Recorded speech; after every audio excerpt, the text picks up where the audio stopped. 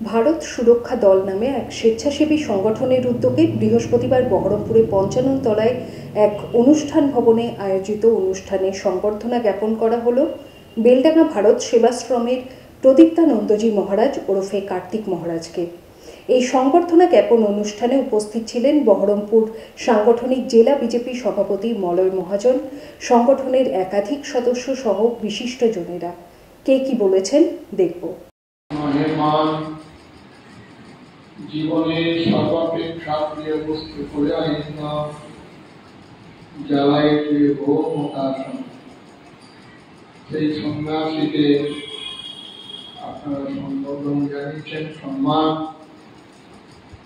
আমি রাজাও নই, আমি সন্ন্যাসীও নই, সেনাপতি নই, একজন দীনতম সেবক।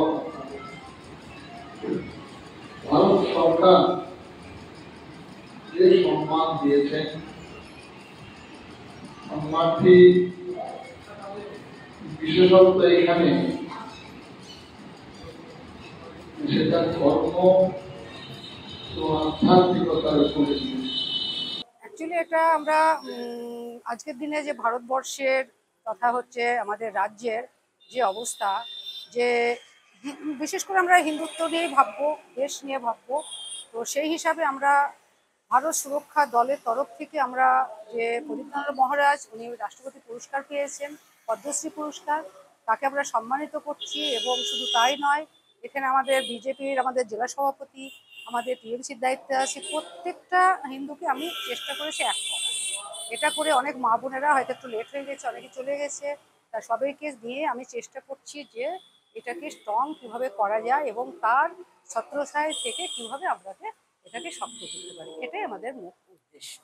হ্যাঁ, সম্বর্ধনা করেছি, প্রত্যেকে আমরা করেছি, প্রত্যেকে যারা এসছে তাদেরকে আমরা সম্বর্ধনা করছি। আমাদের উদ্দেশ্য হচ্ছে আমরা এক হব, আমাদের হিন্দুত্ব এবং দেশ এবং আমাদের গৌরব।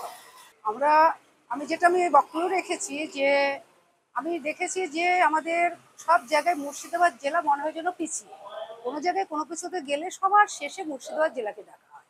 কিন্তু সেই মুর্শিদাবাদের থেকেই আজকে মানুষের হচ্ছে তিনি একজন সন্ন্যাস, সেই সন্ন্যাস তার কর্মকাণ্ড মানুষের জন্য, তার কাজের জন্যে ভারত সরকার তাকে যে রাষ্ট্রপতি পুরস্কার দিয়েছেন, সেটা আমাদের কাছে খুব গৌরবের বিষয়। এবং আজকে আমাদের যে মনে হচ্ছে মুর্শিদাবাদ জেলা পিছিয়ে নেই, কারণ কিছুক্ষণ একজন বক্তব্য বলেছিলেন যে ধানের উপরে এক বিন্দু শিশির, সেই শিশিরের কথাটা আমরা ভাবি না। আজকে সত্যিই মনে হচ্ছে আমরা শিশিরের কথা ভেবেছি এবং হচ্ছে আমরা সেই জায়গায় মনে হচ্ছে গোটা দেশের কাছে আমরা মুর্শিদাবাদের আমরা এই কার্তিক মহারাজের মাধ্যম দিয়ে আমরা তুলে ধরতে পেরেছি। এটা আমাদের গৌরব। সবাইকে আমরা চেষ্টা করব তার হাত ধরে আমরা আরো এগিয়ে যাই সেই শক্তি।